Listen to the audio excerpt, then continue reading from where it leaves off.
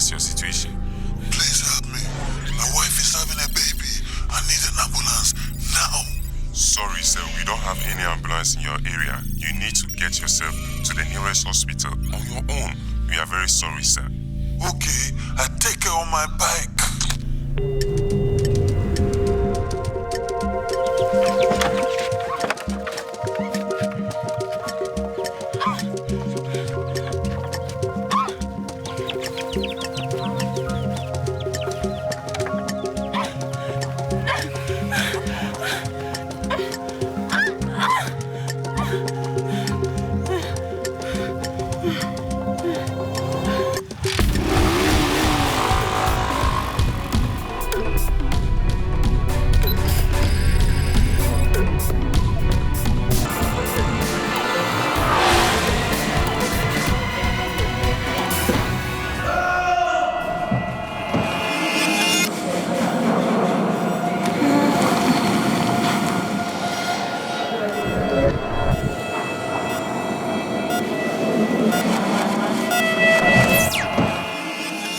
Good evening and welcome to Maternal Health Channel television series. My name is Anita Erskine, your host.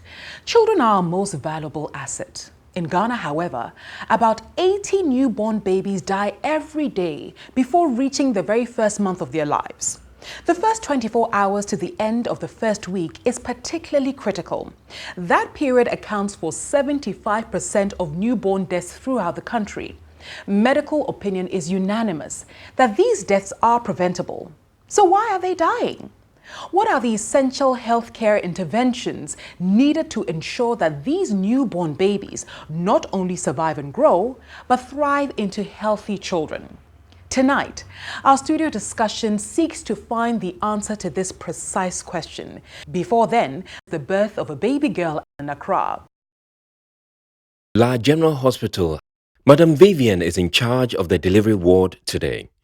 Like most days, it is a busy time with mothers at various stages of delivery. Soon it is Giftiedu's turn, and she delivers Amma, a bouncing baby girl. There is relief, but for the medical staff, the anxiety will linger for a while, because in Ghana every day, about 80 newborn babies die before reaching the first month of their lives. These deaths can be devastating for families, but they are preventable. So what are the essential healthcare interventions that are needed to ensure that the newborn survives, thrives, and grows into a healthy child? Baby Amma is put on the chest of her mother, and within 30 minutes, she is breastfeeding. The breast milk that comes in the first few days of life, the colostrum, is rich in antibodies. And antibodies are proteins that help us fight infections. So generally, children who are breastfed tend to have a stronger immunity to fight against common bacterial diseases, common illnesses that will cause coughs, colds, diarrhea, infections of the ears. Baby Amma also receives her first vital vaccinations. Once a baby is born, as much as possible within the first 24 hours or the first day of life, the baby must have one vaccine we call the BCG. It vaccinates against tuberculosis. The second vaccine that we give in the immediate newborn the same day is the oral polio vaccine 0. There is a third vaccine, which is the hepatitis B vaccine. Currently, we are giving to babies whose mothers are carriers of the hepatitis B virus. As also part of our essential newborn care, within the first 60 minutes, you should have given the baby vitamin K. You can give it intramuscularly or intravenously for all the baby because they lack certain clotting factors. So if you don't give it, then they tend to bleed. Korle Bu Teaching Hospital. Another baby is born. Ajara, her mother, Sumaya. Ajara is also giving her first injections. The nurses also ensure Sumaya is taken through all the other essential health check procedures. Dr. Opong is happy with Sumaya's progress and informs her she will be discharged tomorrow.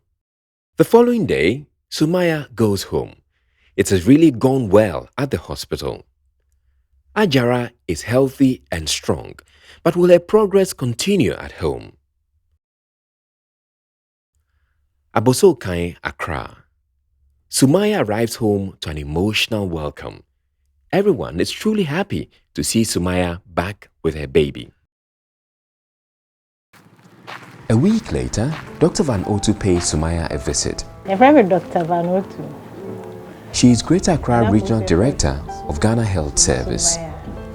Normally, a community health nurse will make such visits. I find a good morning. I find 10 hotel. In this case, however, Dr. Van Otu agreed to our request to visit Sumaya in order to further highlight some of the issues her office is addressing in newborn care. Said they be a when you call hospital na you catch her. Say Ghana Health Service any ya share. Say be mumba hospital na adenya. So mu wia na ye nwie.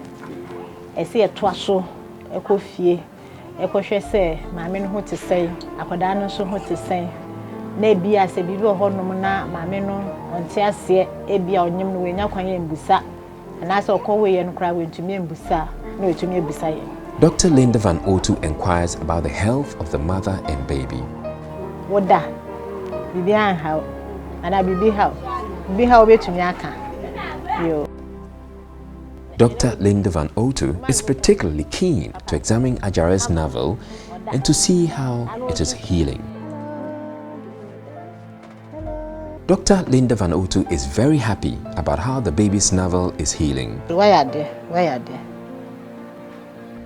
Dr. Linda Van Otu further examines Ajara.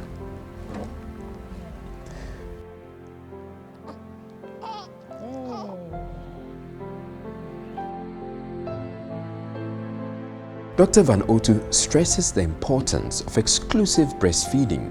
They say they hear pa ni samboma ni nufo no.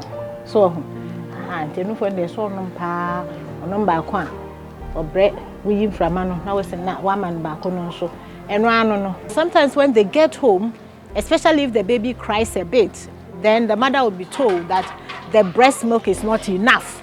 Therefore add some other feeds. Some people put bread into water, squeeze it and give the water to the baby. Some even give mashed kinky to very young babies like this, or they give them porridge or anything else that they can find. Anna, she said, "We don't know no pay we any number." So say no so catch them, and then so say no be koso ayano. She say oya kama. She has the support of her mother and her aunties, and that is very key because sometimes when they come home, the voices are too many. So although the nurses and the doctors would have informed her as to what she should be doing, the voices in the home will tell her something different. But this time round, they are saying the same thing.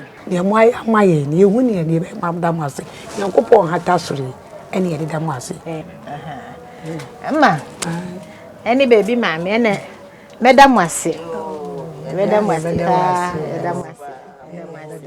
Baby, Uncle, some new picture. What does yes, I am very happy, and my hope is that we'll be able to do more of these things. Visit them at home, see how they are doing in their own environment, because that is where you see the true nature of how the baby is going to be cared for or how the mother is doing after her discharge from the hospital.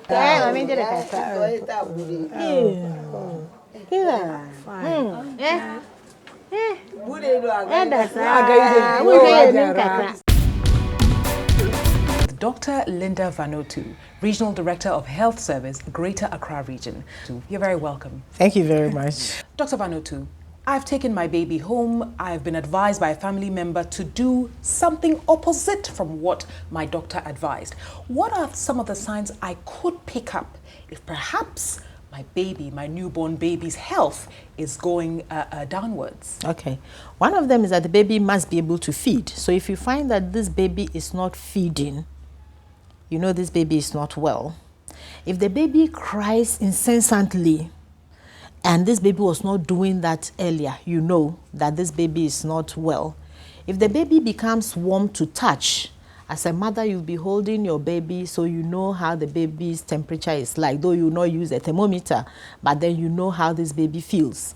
So you know that today my baby is a bit warm, or the baby is too cold. You touch the feet, you touch the hands, you find that no, today my baby's temperature is too low, though you haven't used the thermometer.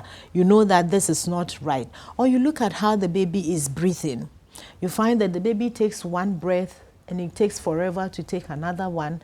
The baby is sleeping too much. Even when you try to arouse this baby, you see that this is not usual, or the baby is vomiting. And we also have the fontanelle. On top of the head, there is space, and this space is, so to speak, flat. When you put your hand there, you feel that it moves up and down. If this place bulges, then you realize there is something wrong. And this one, some people think that it must close. It must not. At birth, it must not close, because it gives room for the brain to grow. Now, if it closes too soon, it is not good enough. If the head is becoming too big, it is not good enough. So you look at all this. Again, the baby's color is pinkish. The eyes must not be yellow. If one day you wake up and you find that your baby's eye is yellowish, that means that this baby is not well. Or you find that the palm is like that, the eyes keep moving from left to right. And that is a key thing, because by culture, we keep the babies indoor for quite so long, that if this baby starts changing color, it becomes very difficult for the mothers to see. Interesting. Some of them are brought to the hospital when the eyes have now become very yellowish, to the extent that the baby's eye now keeps moving this way and that way. When that happens, it means that the brain has been affected. And if you are not careful, this baby will not grow and develop normally like you would wish. You know, or if you find that there is bleeding anywhere, that also shows that this baby is not well. So all these are signs that will show you. And if you look at the stump, when the cord falls off, it must not be red at the base. If you find that it is red, if you find that it is oozing some fluid which smells, then you know that this is not good enough. Or if you find that it has taken so long, every day you find some yellowish discharge coming and all that, then you know that this is not well. Now, if you go home and the baby also does not pass stool or does not go to toilet, is not able to urinate, you find that the abdomen becomes very big, then you realize that there is something wrong, and this baby must be sent to the hospital. The baby must not be vomiting. So if you find that this baby vomits probably after every feed, this baby is not well and has to go to the hospital. We try very hard to teach them a lot of the things, the signs that they will pick up. Or if the mother, for any reason, feels that there is something wrong, then it means that the baby needs to be checked up. Dr. Vanutu, what about herbal solutions? Yes. You know, some people believe that when the baby goes home, the feces inside the tummy must come out. Of course, when this baby is inside the tummy, the baby is not eating like you and I would eat. And therefore, what it passes out as his feces will not be like somebody who is eating. So they pass out the blackish stool for some days. And people think that this must come out as quickly as possible. So you can have a baby who is about a week old or even less than a month old being given enema. They take some things and then give the enema so that this would come out. And we have had instances where this has been very, very, very serious. What you can do with that is that you can push the intestines back. So one part of it can go back into the other side. And that is an emergency. People do that. People also try to give them some herbal concoction. And interestingly, if the baby is a girl, they sometimes even put some hot water or something because they think there is a sore inside this baby because it's a girl inside the vagina. That is not good enough. Wow. Or they put the water into the anus whilst they are bathing the baby. So many things. And the reason is that, as I said earlier, they do not understand that there are physiological or normal things that must happen. The feces will be black for 1, 2, 3 days before it becomes normal when this baby has eaten. So it is up to us as care providers to educate them to know, and that the herbal preparations will not help these babies. Because what are you going to give? Even the adults, when they take these herbal preparations, some of them do not have any dosages. Some of them, you don't know one medicine will do so many things. So which one are you going to use for this baby? It does not work. But we need to let people understand that these are things that are not good for the babies. The babies are growing, they will grow. If you have any concern, send this baby to the hospital. We'll take care of the baby, we'll see what needs to be done and give you the necessary treatment and the necessary counsel to help you to do this. So the herbal preparations, I would say, are not the best. No. No. Dr. Vanutu, in caring for a newborn, grandmothers and great-grandmothers will say, hurry up and do the next one. This is the best time, you are the most fertile. What advice would you give to couples? Oh, after pregnancy, one must rest, because it takes a bit from you, right? Yes. You need to recover. You need to have time to enjoy the baby. You need to have time to get back, probably to the job that you were doing, to yourself, So it's very important that we space our children. It is good because it gives you time to take better care of that child, because this child is growing. The first 2 years are very, very, very important. If women become too much into delivering one after the other, you find that it affects the first child's nutrition, because you don't have all the time. You are vomiting, you need to go to the hospital, this child needs your care and all that. So some of these children become malnourished. Some of them, even the complementary feeding, the additional feeding, how to feed these babies become a challenge. Not good enough for this child, not good enough for the mother. Because if she doesn't recover, and already we have, in some instances, 30% of women who are pregnant are anemic. Some instances as much as 50%. When we check the HB, HB is low. If you become pregnant too soon after this one, it becomes a problem for you. So that is not good enough. And then also for the family income and for the family expenditure, it will affect it. So this child needs to be spaced before the next one comes. So let the child be about 2 years. By the time you have another child, this child is able to walk, do a lot of the things, and you have that peace that you need. So it's very important that family planning is talked about during the antenatal period, so that the woman can prepare herself, and then the husband would also be prepared to accept it. We believe that we are getting to the stage where we are empowering women enough, so the grandmothers are also being empowered to know that these days it is not good for me to have a child. When my child is 1 year, become pregnant again, it is not the best thing for us.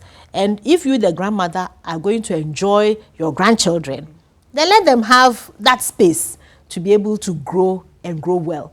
It's not just about adding days to your age, but knowing that this child is developing, so the child can do things like a normal child could do. And then your child, your daughter, also needs to do that. And the husbands are very supportive. There are a lot that are coming and supporting us to do that. So what I learned from everything you've said to me today, Dr. Linda Vanutu, is to really pay attention to what the doctors are advising, antenatal, and especially when the baby is born. And most importantly, when you go home, when you don't have the doctor, when you don't have the luxury of the doctor visiting you maybe every day. Yeah, it's very important. And the good thing is that now we have what we call the CHIPS compounds, which are springing up. We have the community health nurses that go into the community. We have the child welfare clinics that we run within the communities. We want people to take advantage of everything. We know that sometimes we as health workers have not been so nice at the hospital, probably because people are overworked or there are so many people around. But there are still a lot of people who are very nice. And we are working at improving our customer care. And that is why now some of them, you know these pregnant women by name. Yes. They know them by their numbers. And these pregnant women can also call. anytime anybody has a problem, just walk into the nearest health facility. If you don't know anybody at all, there is always somebody in charge of that facility. Ask for that person. It could be the doctor in charge, it could be the nurse in charge. Ask for them. They are senior managers. So they will listen to you and they will help you so that you go through the process. Don't stay at home. The delays at home have contributed negatively towards the statistics that we have. People delay in going to the hospital. You know, Anita, sometimes people are even told that they need to go for cesarean section. They've been given the dates, but they still run away, only to come back when either the baby is already dead or the woman is so exhausted, and that ends negatively. So we would like to call on people to please, please, please take the instruction, take the counsel that the health sector gives. If you don't understand anything, just go to the nearest health facility. Even if it's a private facility, go there. Tell them what your challenges are. If they can help, they will. If they can't, they send you. Another thing which we have found which affects our outcome of labor is that when people are referred, they have a strange understanding of the referral process. That if I'm being moved from one level to the other, it means that probably my case is hopeless. It doesn't mean that. It's not every facility that has a theater. And it's not every facility that has the expertise that the higher level has. So if you are being moved from a lower level to a higher level, I believe that you should be happy that it means I'm going to receive the care that I need. You know, if they could take care of you at the lower level, they would. So if they're asking you to go to the next level, find it as a reason for me to get a better outcome of my pregnancy, for myself as the mother and also for the baby that is to be born. So everybody should be encouraged. We don't try to refer everybody. We refer those who need to be referred. And I believe that that is something which also affects us. Dr. Linda Vanutu, thank you so much. We also want to say congratulations. We know it's not easy, but you're doing everything you can. So we appreciate your time. My pleasure. I want to see Ghana where women who go to give life have their lives as well. And the babies are also born, not just alive, but healthy, that will grow into strong people to help build the nation. Amen to that. Amen.